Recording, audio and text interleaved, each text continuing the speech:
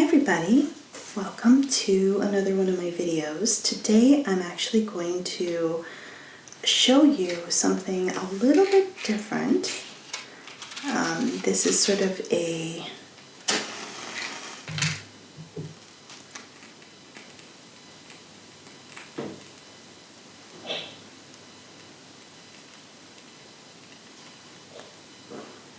there we go.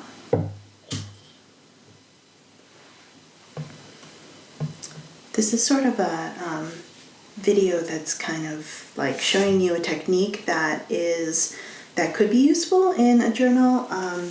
I actually use it not for my journaling, but for tags for my yarns. So I sell yarn, I spin yarn, and I sell it, and I like to make all the tags by hand because, I don't know, I make things harder for myself. No, because I really enjoy the process of making them by hand, and I started doing these sort of like mindful painting exercises, mostly to just relax without having any restrictions of like, you need to paint in a certain way, or wet on wet, wet on dry. It just, it was a chance for me to explore watercolor in a more freeing way, and it turned into how I now make my yarn tags. So I thought I'd show you what is involved in that. Basically, I just take some watercolor paper.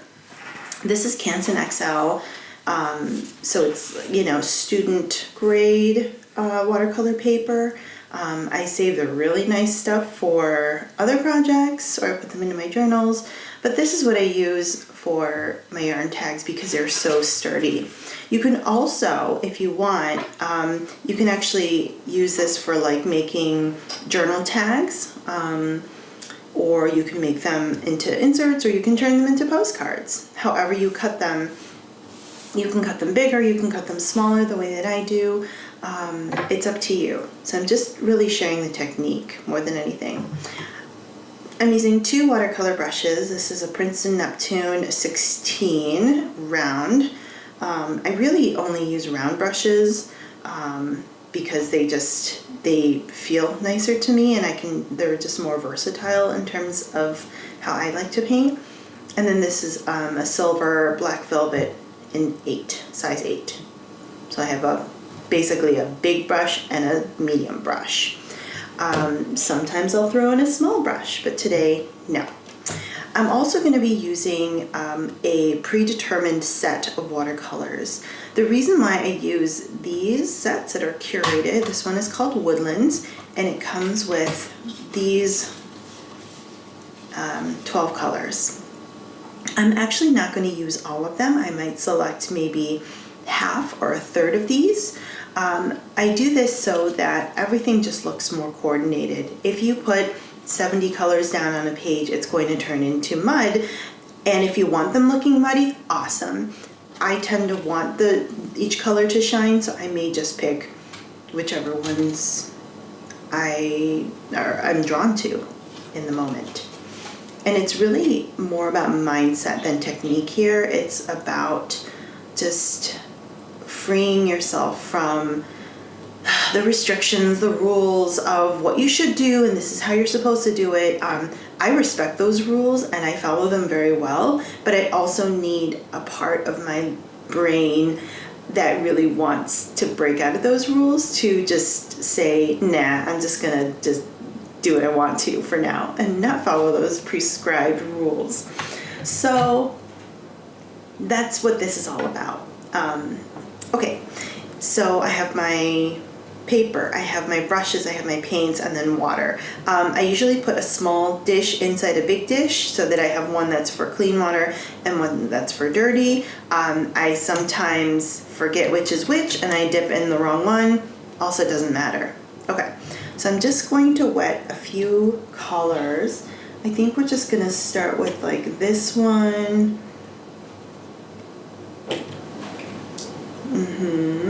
And I don't know, what do you think? What's this? Ooh. All right, we'll do that. Although I want to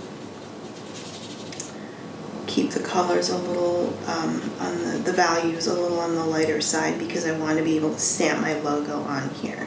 So I'll take this and I'll sort of run it through the page. I should probably use the thicker brush, but there. And then so I did that, and then what if we get some of this sort of, this is called redwood. Nope, it's called cavern.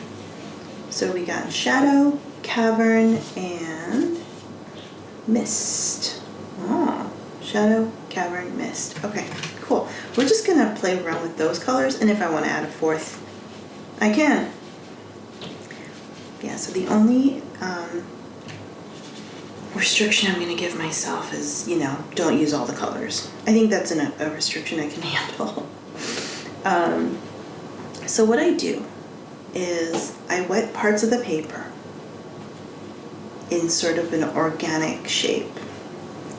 It could be what I'm doing right now, which is basically, I don't know, what do you call this shape? Blots of just plain water. And then I take whatever paint I'm using and I just go blot on top of it.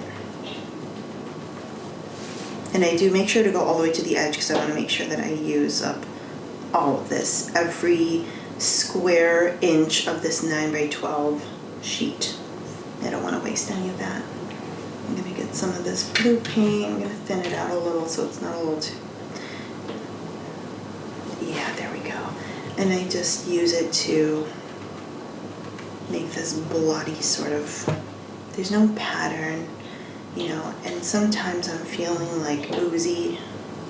And if I'm feeling oozy, I might just go across like this.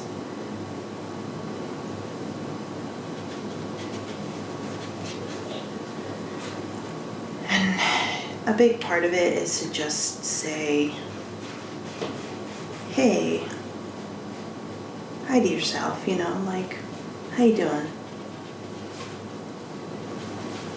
How have you been doing? Are you well? Are you stressed? Are you worried about stuff? Are there things on your mind? Just a chance for me to check in with myself as I am painting. I know a lot of art therapies work in a similar way. I'm not trained in art therapy, so please do not use this as such. Because I'm just showing you how I make my tags. But I'm just sharing with you what's going through my head as I'm doing these kinds of paintings. All right. So I basically start by just trying to cover up the white spaces, but again, not do it in a way that's like line, line, line, right? See how I'm just moving about the page in a very blotty way, as if I'm sponging, sponge painting. Remember when that was a thing on walls, like that stucco stuff? The house that I grew up in had a room that was completely like that, and if you ever brush up against the wall, you get scratched. So silly. But in that way, sort of tap, tap, tap, right?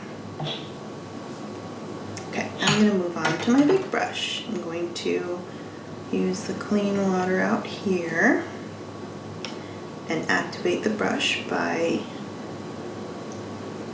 just sort of bending it gently in the bottom of the water. And then this holds a lot of water, so you're going to waterlog your paint wells. A little fuzzy, there we go. So I tend to be, ooh, look at that. I just love how that looks, and mostly I love how that feels. I like how this feels to me. Just sort of freeing and unrestrictive and fun. This should really be about play and not so much about getting stuff done. Look, I'm good at getting stuff done. I am the master of getting stuff done. I work a very demanding job where I have to get stuff done all the time, and there are lots of boxes I need to tick. The point of this is to give myself, give my brain, give my body, give my body, yeah, my hands, my mind, my eyes a break from that and just blot. Just play. All right, so I feel good about this so far. I've covered most of the white space, okay? But right now it's looking a little nondescript. That's okay. You can stop here and tear off the top sheet and go with the next one and just do it again with another set of 3 colors.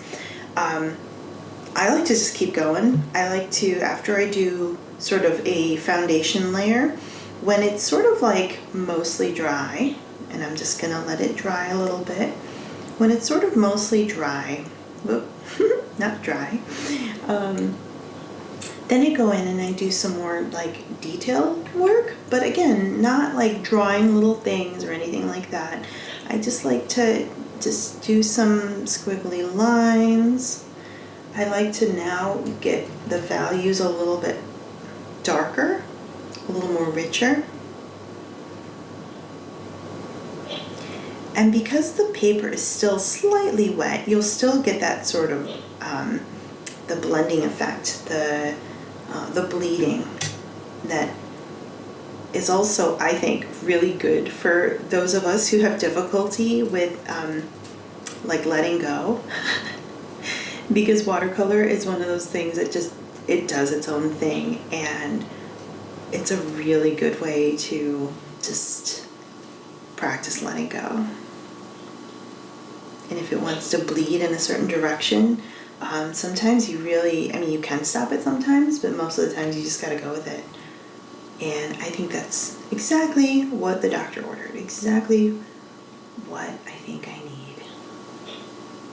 You may hate this, and that's totally okay. And again, this is not about like the final product much, as much as it is about, I don't know, just the practice, the mindset. This is the kind of stuff, by the way, that if I heard it like 5 years ago, I'd be like, psh, what are you talking about? So if you're feeling that way, I totally get it. It seems a little like out there, but I know that this is what's healthy for me, so I'm gonna go for it. Cool. All right. So see how I'm not making any specific design. You could like, you know, do some florals or like even just some little sprigs like that. This is just like a practice, you know, practice palette, right? You can do whatever you want with it. When I do this to like a wet spot, it like spreads and it becomes this beautiful, I don't know, frond of leaves. Frond of leaves? Maybe it's frond of frond. Or you can do sort of more of this botanical stuff if that's your jam. I tend to not. I'm showing you how you could if you want. But, you know, I like to just play and do whatever feels right to me in the moment.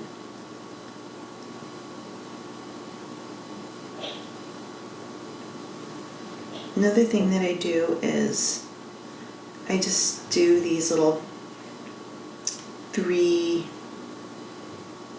7, 8 little paintbrush dabs, and although they look like nothing here, they look really pretty when you cut them out. You know, when you cut them and you're sort of, you end up cutting like through the set of 3, it looks really pretty. I'll show you what they look like after I've cut them. Oop.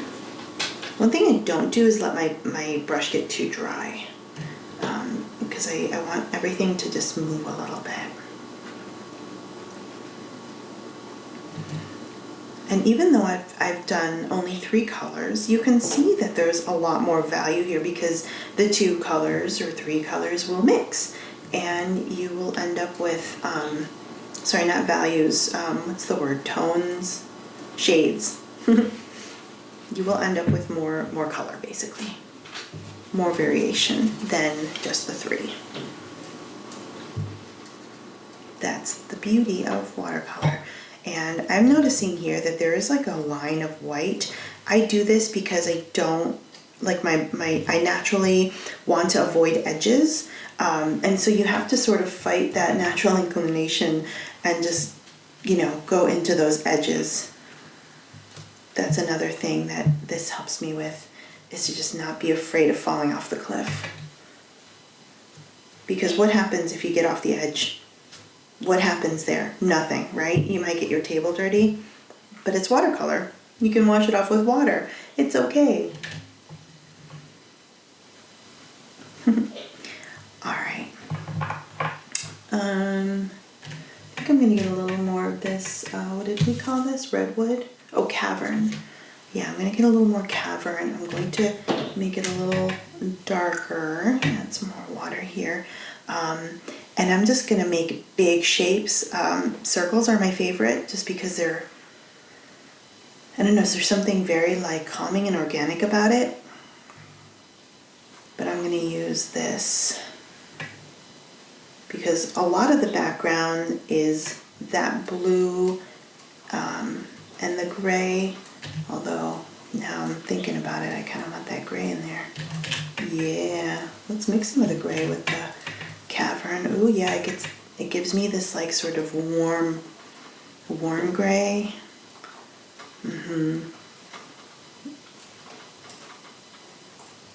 All the way to the edge. All the way to the edge. I gotta like train myself, right? You gotta, like, it looks silly when all the circles are like in the boundary of the, you know, the borders. It just looks a little sillier than if you go all the way out. All the way out.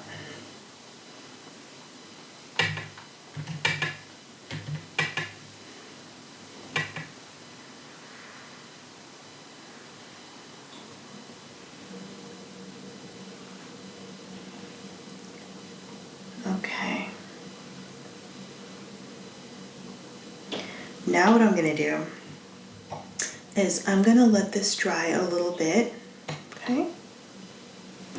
And then I'm going to get even messier. Here we go.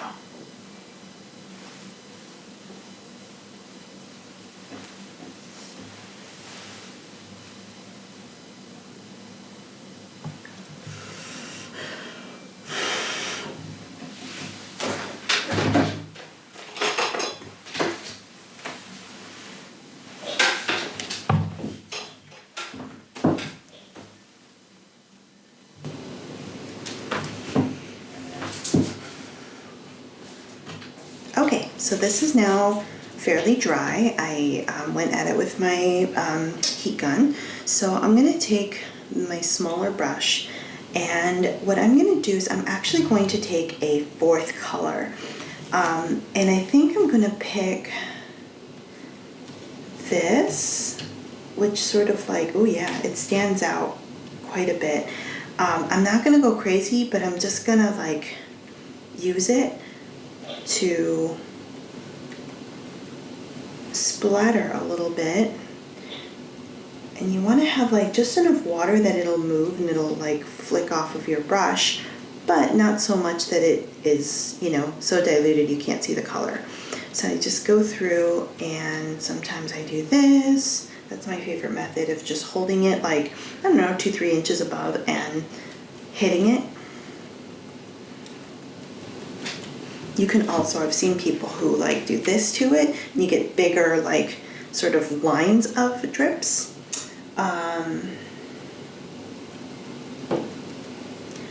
I kind of like how this looks because then I can, it like splatters outward more instead of in lines.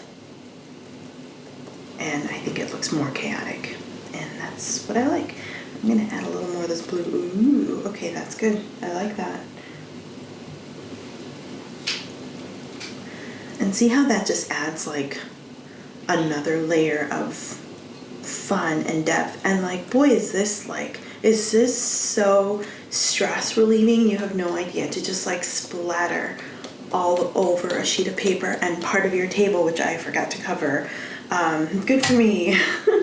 Again, it's watercolor, so we'll just be able to wipe it off with water, a wet towel. So we're fine. We're fine. Bloom, bloom, bloom, bloom. I'm just gonna dab here and there. Okay, cool. That's all we're gonna do. I'm gonna wash off my brush. Make sure that it is level, right? That you don't store it in the water. You don't store it this way because all the water will go into this section of the brush. I do take brush care very seriously. That's where I do follow rules. Okay, I'm gonna dry it, and then when we come back, we're gonna slice and dice. Here we go. Okay, so I have finished drying it. There's a couple of wet spots still, but I'm fine with it. And I just tore it out of my my pad of watercolor papers. And what I'm gonna do is, like I said, I make yarn tags with this, so I want them to be a certain size, and they're going to be fairly small. If you want to use this to make postcards, you're obviously gonna have to cut them larger, maybe, you know, just bisect it and make 4. You can also turn this into little tags, like gift tag type tags that you insert into journals or that you might attach to a gift. Those are going to be sort of rectangular with the little sides clipped off, or like the top corners clipped off. I'm gonna be cutting them into tags though. Okay, so I have my paper cutter here, and what I know about this paper is that it's 9 by 12, and so I'm gonna cut this into thirds, and then I'm gonna cut this into sixths. So 9 divided by 3 is 3. So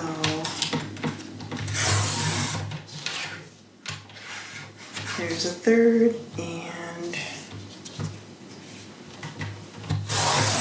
there's a third. Okay, already look how beautiful that is cut up. It doesn't have that like, oh, you just sat around and messed around with watercolor look. Well, maybe it does, but it looks really, I don't know, it looks more put together when you slice them apart. Isn't that silly? Isn't that the way life works? Okay, so, excuse me, candle. I don't want to accidentally set this on fire. All right, so this is 12 inches, right? So this is 3 inches tall. I want this to be 2 inches wide for each of mine. So I'm gonna do them up here because I, for some reason, prefer to slice upward. I think it's because when I first bought this, the blade dulled going down, and then so I spent a good amount of time before I learned to replace the blade, which cost like $5. But I struggled for like 6 months slicing upwards. But this is a fresh blade that I replaced, I don't know, maybe a week or so ago, so it's still doing fine, but I still like to slice upwards. And if you're wondering where I got this, I got it on Amazon. I don't know what it's called, but it's just like the paper cutter by Furbon, so you can look that up. I'm not famous enough to have like affiliate links or anything like that, so I'm just gonna just look it up. Okay, so we're just about done, and we're coming to one of my favorite parts, other than just looking at it, which is also my favorite part. I mean, look at those. Remember those big old circles that we made? You can still see them, but they're now kind of like arches, right? See how the arches are like that? And then look at the splatters. They looked a little bizarre when you first splotted them, but because they've dried and they have spread, they look like colorful watermarks. Here's a frond, or a little botanical. Here are those paint dabs. Remember when we were like doot doot doot, right? That's what that looks like when it's all cut up. Let me see if I can show you what that like botanical, I can't even find it. Oh, here, there's the leaf. There's that botanical that I drew over on the, like the leaf, leaves that I drew on the side. That's what they look like. And you know, they don't look like much of anything, but together, and as tags, these are just so, every single one is one of a kind. Nowhere in the entire world are you going to get this exact same tag. And I think that is what makes these so special. And for the people who buy my yarn, I think they know, maybe they didn't know how much goes into making these, but they know that each one is made by hand and is one of a kind. Okay, so the next thing I'm going to do is I actually like to embellish them a little bit. You don't have to. Again, this is just totally my preference. But I love metallic, and I love getting a little bit of gold in there. And we didn't use gold paint this time, so I'm going to use a gold jelly roll jelly pen. Okay, so I have this one. And what do you think? No, I kind of don't like that. That's the same color. Okay, we're going to do this. We're going to go with these. Okay. So what I like to do in these, I like drawing hearts. I draw hearts on almost everything, but you can also do little plus signs which look like sparkles. I like drawing little hearts here and there. I don't know, just to add a little bit of something. What else could you do? Like little stars like that.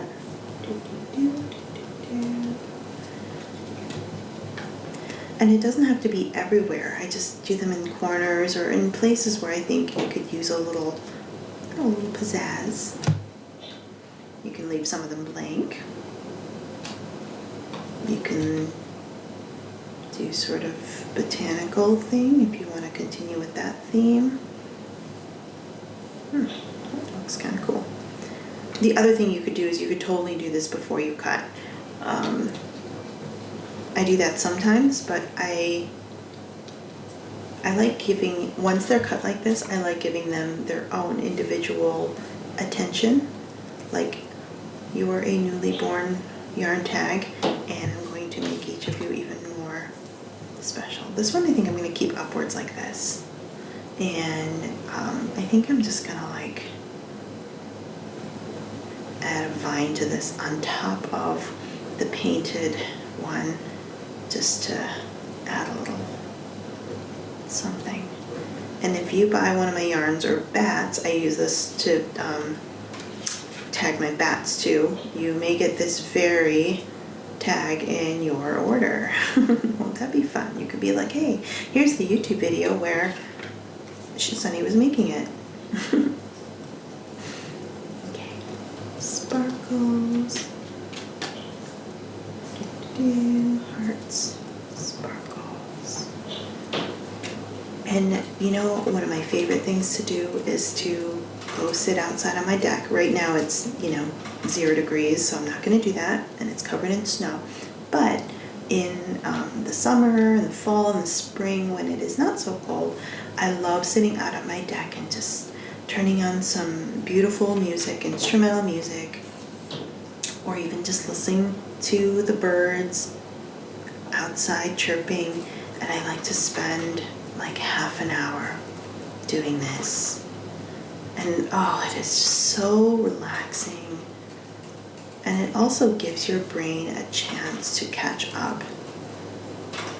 I had a professor who used to say that like your brain, she's like, it's so important for you to take breaks, because when you are taking your breaks is when your brain really catches up and acknowledges the stuff that you're thinking, and that's when those things become clear to you. So she used to encourage me to take those breaks, which seemed like I was like, really? What? I gotta keep moving, I gotta keep going. But I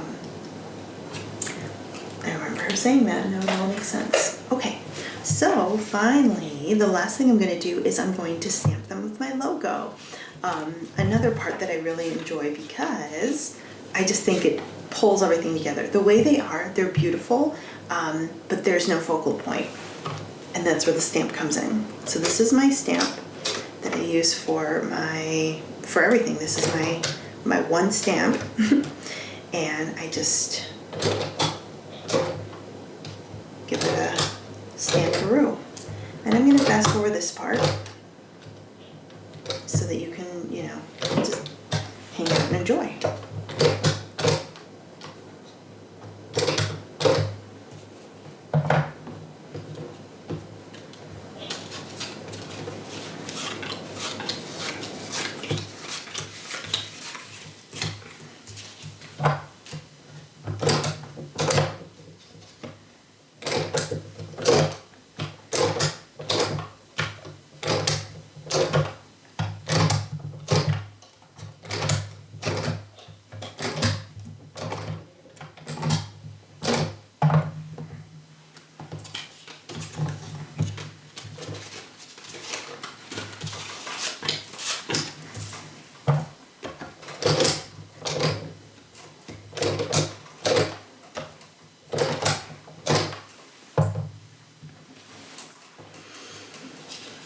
Okay, so we are done. We have made tags.